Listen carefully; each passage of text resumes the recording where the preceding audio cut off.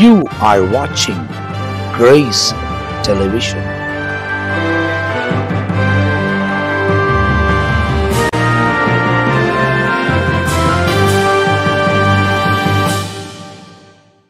பிரியமானவர்களே, ஆண்டவர் இயேசுவின் நாமத்தில் வாழ்த்துக்கள். தேவ கிருபையினால் உங்களுக்கு அவரின் வார்த்தைகளை அறிவிக்கிற அந்த பாக்கியம் கிடைக்கிறதற்காக ஸ்தோத்திரம். உங்களுக்கு கிரேஸ் தொலைக்காட்சி மூலமாய் சொல்லுகிற வார்த்தையை கேட்குறீங்களா? எவ்வளோ அழகாக ஆண்டவர் பேசி கொண்டு இருக்கிறார் பல ஊழியர்கள் மூலம். இப்பொழுதும் நான் ஒரு முறை ஒரு 6 மெசேஜ் கொடுத்தா ஒரு தலைப்பின் அடிப்படையில் அநேக வார்த்தைகளை கொண்டு உங்களுக்கு தொகுத்து வழங்கப்படுகிறது. குறிப்பாக கடந்த முறையும் இந்த முறையும் ஒரே வசனத்தை மையமாக வைத்து 2 பகுதியாக உங்களுக்கு சொல்லுகிற வார்த்தையை நீங்கள் கவனித்து பாருங்கள். ரிப்பீட் அதிகம் இருக்காது.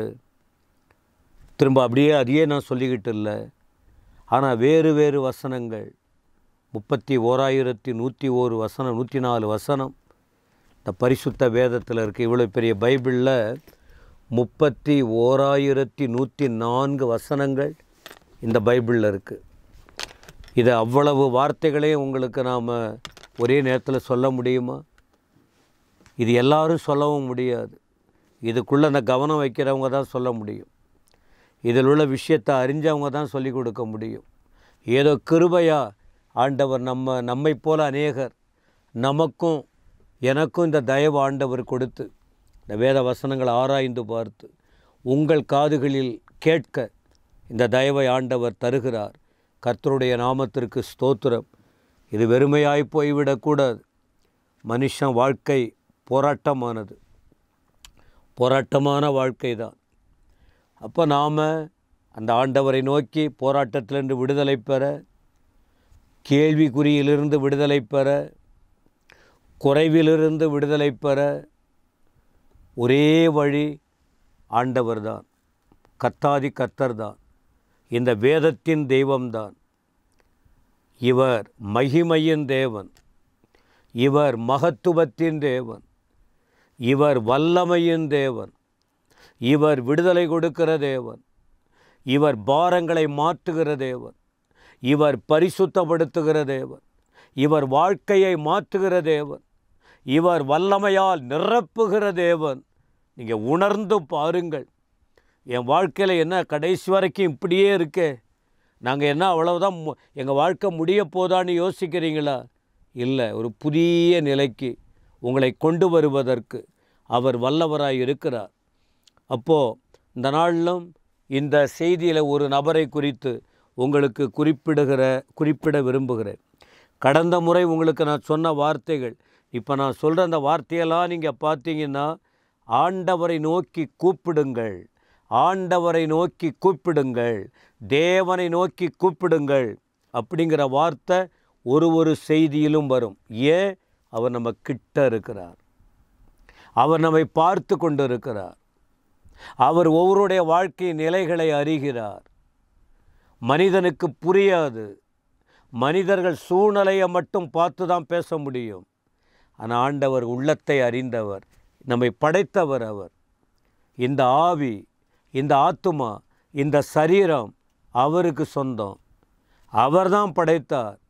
மனிதன் உணர்வுகள் அத்தனையும் அவருக்கு தெரியும். ஆனால் மனுஷன் அவரை தேடி வருவதில்லை, அவரை நாடி வருவதில்லை, அவர் வார்த்தைகளை கேட்பதில்லை, அவர் மேல் நம்பிக்கை வைப்பதில்லை. ஆனால் உண்மையாய் கர்த்தரை தேடுகிற மக்கள் இருக்கிறார்கள். ஆரம்ப நாட்களில் மேலோட்டமாக வாழ்ந்தாலும் நாள் போக போக அவருடைய வல்லமைக்குள்ளே வந்து அவருடைய பிரசன்னத்தை அனுபவிக்கிறவர்கள் தங்கள் இருதயத்தை அர்ப்பணித்து அவரை தேடாமல் இல்லை, அவரை தேடி கண்டடைகிறார்கள். அவரை நோக்கி பார்த்து பிரகாசம் அடைகிறார்கள். அவரை நோக்கி கூப்பிட்டு பதில் பெறுகிறார்கள். வாழ்க்கை மாற்றப்படுகிறது. நீங்களும் அந்த அனுபவத்திற்குள் வரலாமே, நீங்களும் அந்த மனமகிழ்ச்சியை பெறலாமே, நீங்களும் அவருடைய சத்தத்தை கேட்கலாமே, இந்த உலகத்தில் அவருடைய மகத்துவத்தை புரிந்து வாழலாமே. ஒரு மனுஷனை குறித்து பார்க்கிறோம். சிம்சோன். நியாயாதிபதிகளின் புஸ்தகம் 16ஆம் அதிகாரம். இந்த சிம்சோனுக்கு ஒரு இக்கட்டான சூழ்நிலை வந்து விட்டது. உடைந்த உள்ளம் உடைஞ்சு போச்சு. மிகுந்த பரிதாபம். இந்த சிம்சோன் தேவனால் அபிஷேகம் பண்ணப்பட்ட மனுஷன், தேவனுடைய சத்தத்தை கேட்ட மனுஷன், தேவனுக்காக பொருத்தனை செய்த மனுஷன். ஆண்டவரே இவனுக்கு பெயர் சொன்னார். தேவனே இவனை, ஆண்டவரே அந்த மனோவா என்று சொல்லப்படுகிற தேவ மனுஷனுக்கு இந்த பிள்ளையை கொடுத்தார். உன் பையன் இப்படியெல்லாம் இருப்பான்னு முன்கூட்டியே அவனை குறித்த தெளிவான திட்டம். ஆனால் நாள் வந்தது. ஆண்டவருக்காக வல்லமையாய் எழும்பினார், பிரகாசித்தார், எதிரிகளை நடுநடுங்க வைத்தார். பரலோகத்தின் ஆண்டவர் யார் என்று அநேக மக்கள் புரியும்படி செயல்பட்டார். ஆனால் நாள் வந்தது, மனுஷீகத்துக்கு இடம் கொடுத்தார். மனுஷீகம் துவக்கம் நல்லா இருந்த அந்த மனுஷன் வாழ்க்கை நல்லா இருந்தது. ஆனால் நாள் போக போக சாத்தான் நுழைஞ்சிட்டான். மனுஷீகம் வந்தது.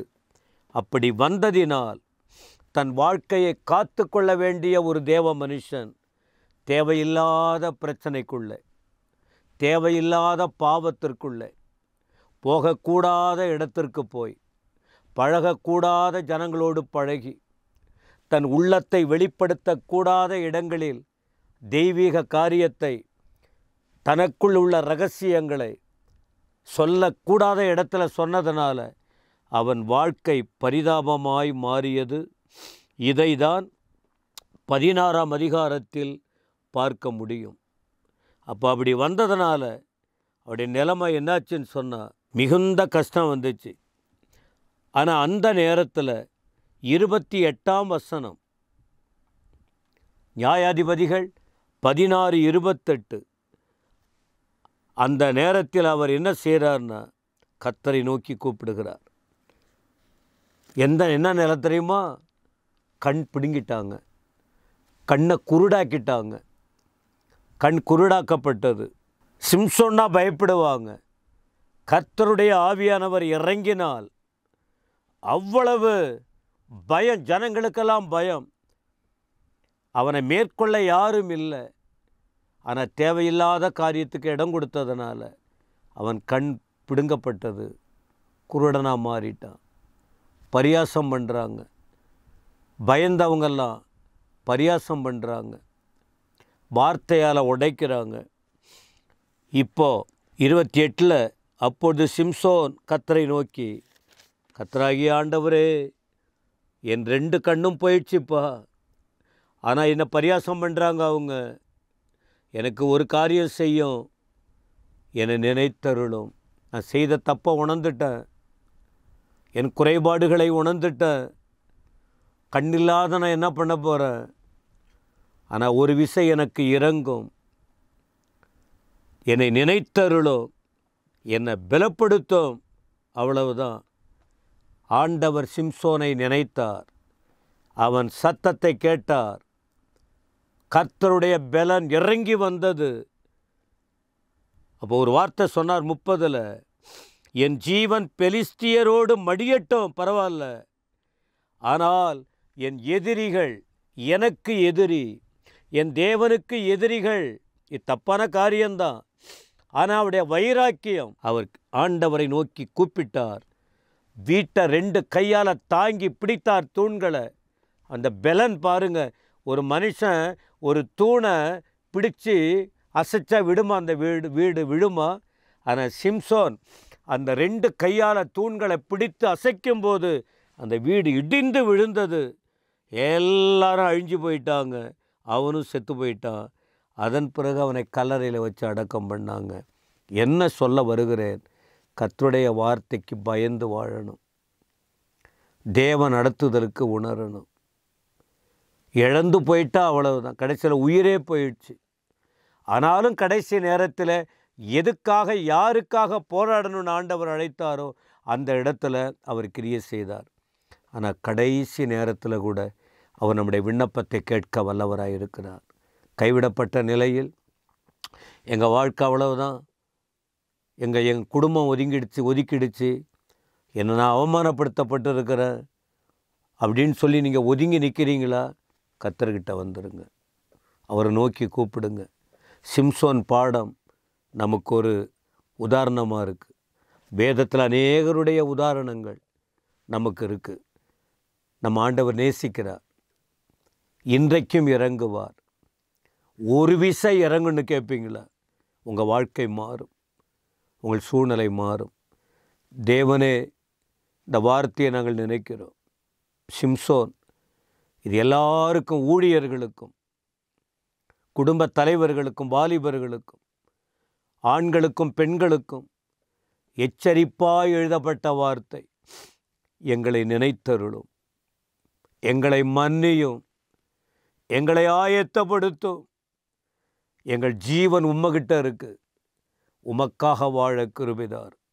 இந்த வார்த்தையை கேட்ட ஒவ்வொருவர் மீதும் உமது கரம் நீட்டப்படட்டும் ஆண்டவரே. ஒருவரும் கெட்டுப்போவது உமக்கு சித்தம் இல்லை. எல்லாரும் உங்கள் ராஜ்யத்துக்கு வரணும். நீங்களே கிரியை செய்யும், அப்படி நடத்துவீர். ஸ்தோத்திரம்.